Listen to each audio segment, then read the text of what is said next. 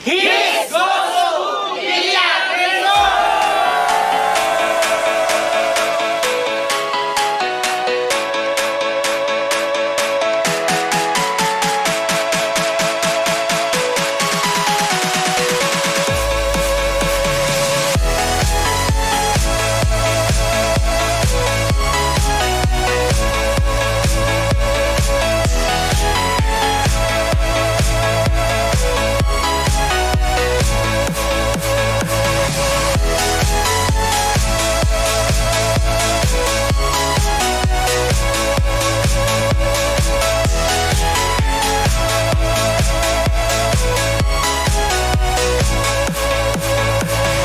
Nandito po kami ngayon sa Villa Resort sa Lian, Batangas kasama ng ating mga leaders and business partners sa ating grupo.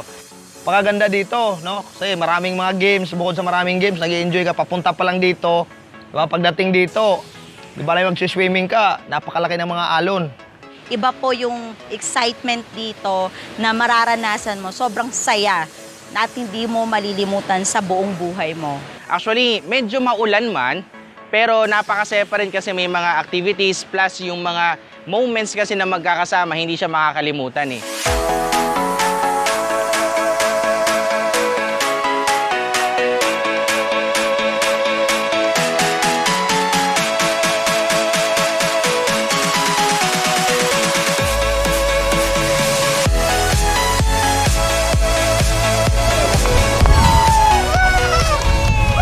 Max out, 2 minutes and 41 seconds.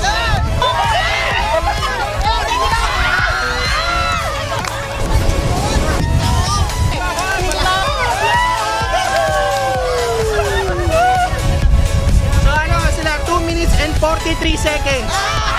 First pay.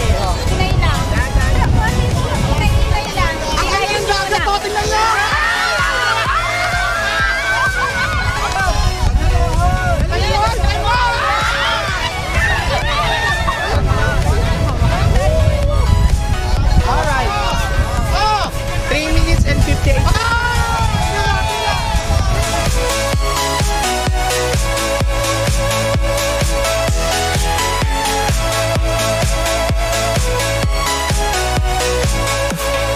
Alam nyo guys, hindi lang naman it's more on about enjoyment eh.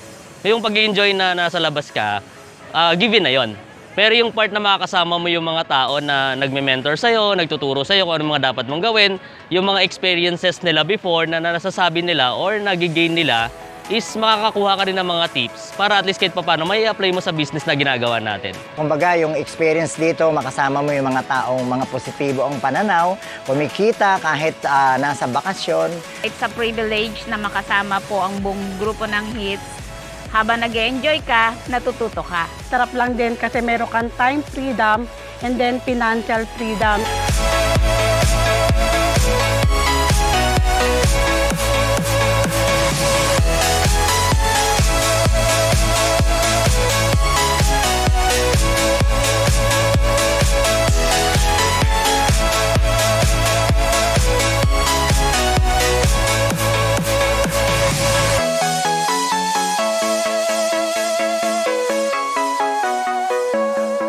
Before sa employment, hindi mo ito magagawa eh. Magagawa mo man ito, pero after nun, papasok ka agad sa work mo, kinabukasan, pagod ka na naman.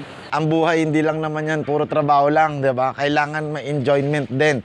May time ng paghataw at may time para sa enjoyment.